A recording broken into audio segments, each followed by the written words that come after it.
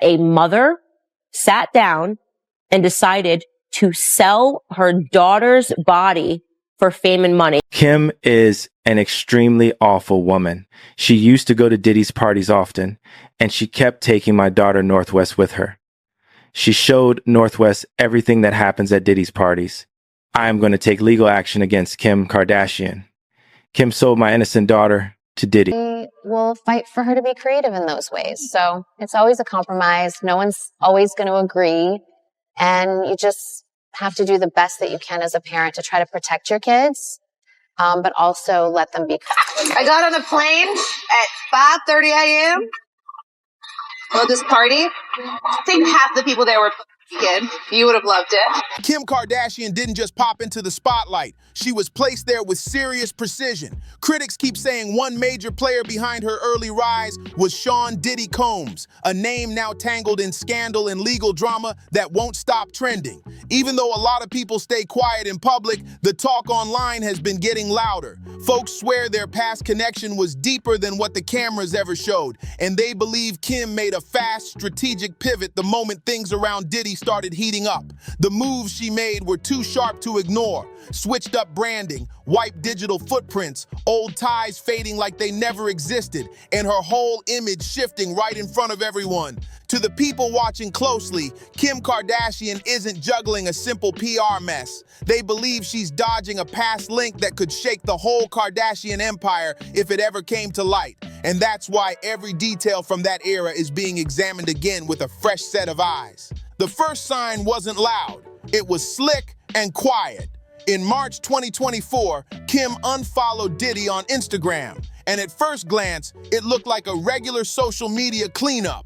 But the timing had everybody talking because that same week, federal agents hit Diddy's Los Angeles and Miami spots, collecting materials tied to a growing investigation.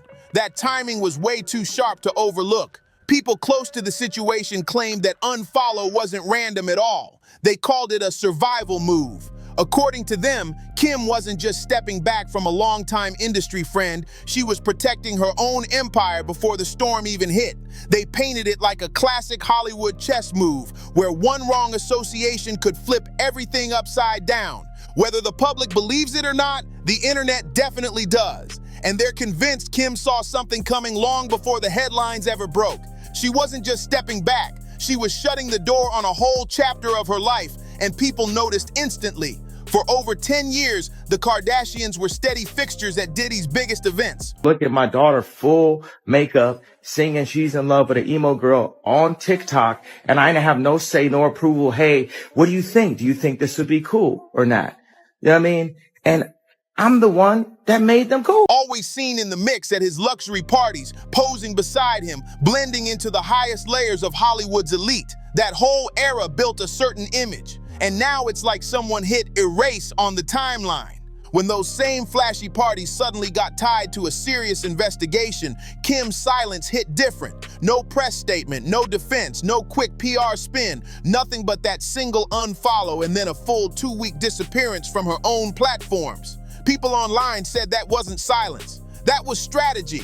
Things got even more intense when, her ex-husband, former creative partner, and someone who knows her world better than almost anyone, jumped online in early 2025 with that massive rant about what he called Hollywood sacrifices. The internet exploded instantly. He shouted, "They can control LeBron, Jay-Z, Beyonce, but they can't control me." And the whole conversation flipped on its head. Some brushed it off as another wild Yee moment, but others said he was hinting at something way deeper, like he was exposing the hidden networks that push careers in certain directions. And when he mentioned Diddy straight up, fans started looking back at Kim's history through a whole new lens. Suddenly, everyone was asking how much she really knew about those elite circles she used to move through so comfortably.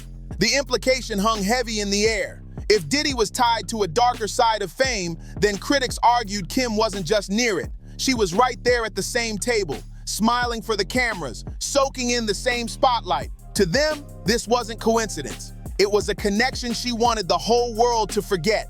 From that moment on, everything started snowballing fast. Ray J, Kim's former partner, and the same man tied to the footage that pushed her into the spotlight, came storming back into the conversation, not with memories, but with fresh accusations that shook the internet. During a live stream in September 2024, he dropped a bomb claiming he was gearing up to file a federal RICO case against Kim and Kris Jenner. That alone sent shockwaves everywhere, and within days, the Kardashian team hit him with a defamation lawsuit. Ray J didn't back down, though. He doubled down, saying, "The feds are coming. It's about to be worse than Diddy." That line alone had social media spinning out. Kim's attorney, Alex Spiro, jumped in immediately, calling the statements false and harmful. But by then, the clip had already been sliced up, shared, and analyzed across TikTok like people were reviewing evidence in a courtroom. Some viewers said Ray J had nothing to gain by dragging old drama unless he truly believed he had something real to bring forward. Others couldn't help wondering why the Kardashians reacted so fast instead of brushing it off like they usually do. That quick response made people feel like this situation hit a different nerve. Then October came, and that's when things got even messier. An old clip from Keeping Up with the Kardashians resurfaced, an episode from 2014 that suddenly felt way heavier than it ever did back then. In the video, Khloe joked to Kourtney about a wild weekend get-together where she said half the guests were nude, and she casually mentioned names like Diddy, Quincy Brown, Justin Bieber, and French Montana. At the time, it felt like classic reality TV chaos. Nothing serious, just dramatic storytelling for the cameras. But now, a decade later, with all these investigations swirling around big industry names, that clip didn't feel harmless anymore. Kim Kardashian allegedly had some videotapes and audio tapes that was actually recovered in the raid at P. Diddy's home. So Kim Kardashian allegedly has been on high-profile individuals to gain access to confidential information such as documents and top secret information on weapons. Y'all gotta look at this. Look at this. Viewers said it looked like a loose puzzle piece that suddenly clicked into place. What once seemed like a throwaway moment now reads like a timestamp, a clear reminder of just how close the Kardashian sisters once were to a social circle that's getting some heavy attention today. Fans started digging through old photos like digital detectives, and the comment sections turned wild fast. Shots of Kim in silver sequins standing next to Diddy, once labeled with captions like "nothing like a Diddy party," suddenly didn't feel glamorous anymore. People said the vibe had flipped from luxury to suspicious, like the whole Calabasas image had gone from loud confidence to tight-lipped caution overnight. Kim's public moves slowed down big time. Interviews got canceled, appearances dried up, and insiders whispered that she was stressing hard about what could leak next. Folks online said she looked more guarded than ever, like she was trying to stay 2 steps ahead of a storm she didn't want her name anywhere near. Around that same moment, Ye reignited their ongoing feud with another public hit. He claimed Kim blocked their daughter North from being part of one of his new creative projects, a project he said involved music linked to Diddy. Then he went even further and posted what he claimed were private messages, and before one of them got deleted, it read, "She's hiding behind lawyers." The internet froze on that one. To a lot of viewers, this wasn't just co-parenting drama. It looked like a full-on battle over image and reputation. With Diddy at the center of non-stop headlines and investigations, Kim couldn't afford even a tiny connection that made her look tied in. And Ye clearly sensed that weakness because he kept pushing publicly like he knew exactly where to strike. After that, the Kardashian brand hit a wave of smaller controversies that stacked up fast. Kim caught backlash over North's viral TikTok videos, especially the bold styling, temporary tattoos, and heavy makeup choices that people argued about non-stop. What once felt like harmless family content started turning into another talking point. Critics used to say the Kardashian image was slipping. Everything together made the whole empire look shakier than fans were used to, and people were waiting to see what the next blow would be. Some critics said Kim was creating noise to shift attention away from bigger headlines, but online the reactions got way harsher fast. Commenters argued back and forth. Some defended North and said she should be able to enjoy being a kid without the whole world watching, while others read the moment through a darker lens, convinced something behind the scenes was boiling over. Right when that debate was picking up, the legal fight with Ray J exploded again. The Kardashian team fired back with statements accusing him of spreading false, reckless claims, and the whole situation turned into a public tug-of-war that had fans glued to every update. The more both sides talked, the messier it looked. Then season 7 of The Kardashians premiered, and Kim dropped a revelation that shocked everyone. Sitting in a sterile medical room, she revealed she'd been diagnosed with a brain aneurysm, explaining, "They said it was just stress." People are saying Kim Kardashian was so common at Diddy's FOs that she was treated as VIP, and even going as far as saying she was like Ghislaine Maxwell in the Diddy case. You know, like helping to get kids to join the parties.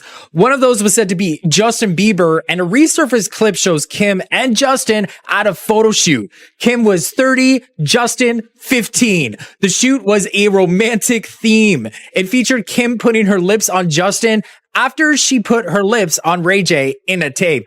Justin referred to Kim as his girlfriend, and Kim even said she would date him when he was old.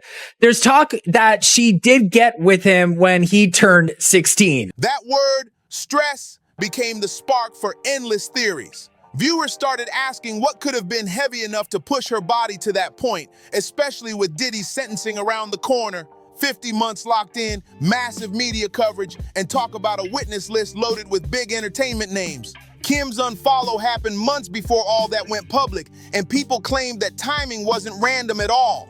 According to insiders, her team was worried she might get pulled into legal conversations. Not as a suspect, but simply because she had spent time around those same high-profile circles now under a microscope. Those whispers alone were enough to create pressure most people couldn't imagine, and some believed that stress took a real hit on her health.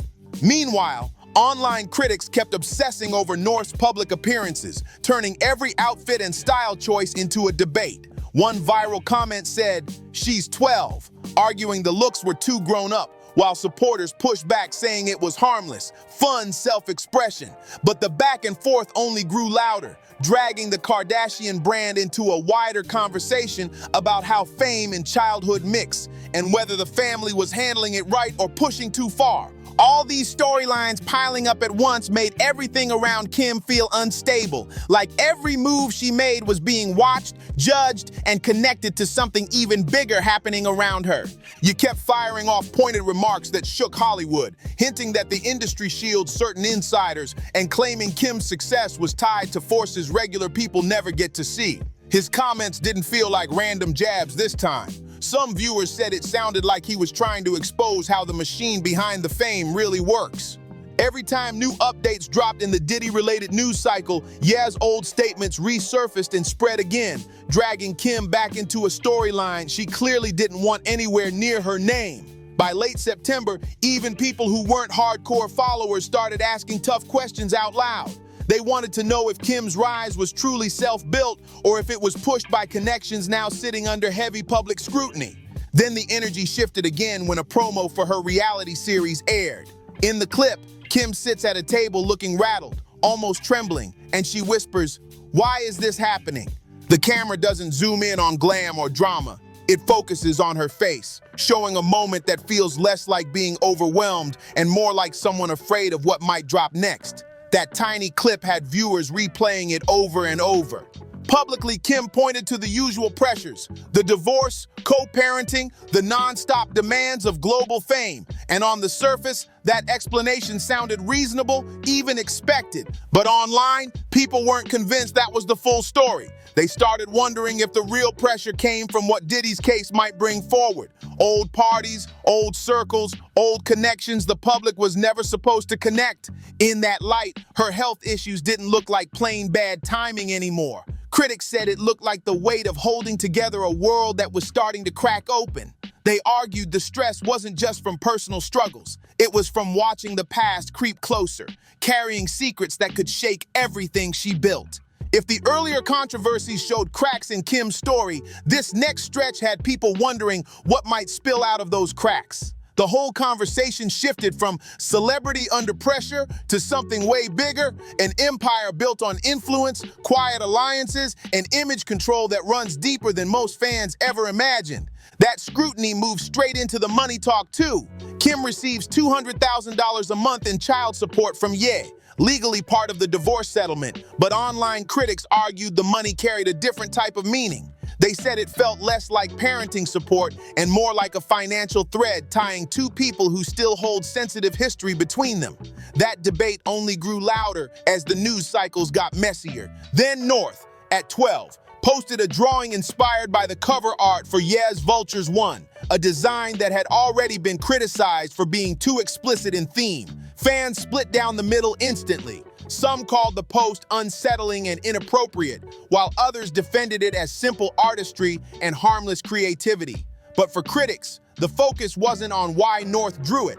It was on why the adults approved it to be shared publicly in the middle of so much chaos. Supporters said it was normal self-expression, but skeptics insisted it looked like part of a pattern. A pattern where the Kardashian media machine distracts the internet with something big and loud whenever deeper controversies start bubbling behind the scenes. They pointed out that the timing felt too sharp, too convenient, and way too familiar. That cycle, deflect, distract, deny, is something commentators claim has followed the family for years. And now, with Diddy's world unraveling and old Hollywood circles being re-examined, every old moment is being watched with fresh suspicion. People even went back to that old Keeping Up with the Kardashians clip from 2014 where Khloe told Kourtney a story about going to a Diddy party. She joked that half the guests were naked, and at the time it played like a random Hollywood laugh. Wild night, funny memory, nothing serious. But now, that clip hits totally different. Watching it in 2025, after everything that's come out, the vibe is not the same. When Khloe casually mentioned Justin Bieber being at the event, viewers suddenly saw the whole moment as more than reality TV banter. They saw it as another timestamp linking the Kardashian circle to gatherings that people today are reevaluating with a whole different level of caution. To critics, these aren't just old stories coming back. They're puzzle pieces people never thought to connect until now. He was only 20 back then, technically an adult, but still way younger than most of the high-profile names moving around him, and that detail hits different today. What once felt like a light, wild party story now carries a whole uneasy tone for a lot of viewers who are looking back with fresh eyes. Justin Bieber has never said a word about that event, and neither Kim nor Khloe has ever addressed it either. The only public descriptions of those gatherings came from Diddy himself. And with him now wrapped in legal trouble and serving prison time, those old clips carry a weight nobody felt a decade ago.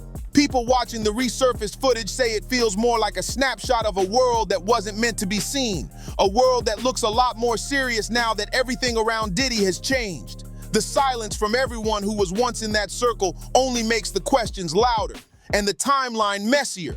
And that leaves us right here, asking what's next and what else might come out as more people start connecting dots that were always hiding in plain sight. Make sure you like, subscribe, share, and drop a comment telling us what you think. And I'll see you on the next one.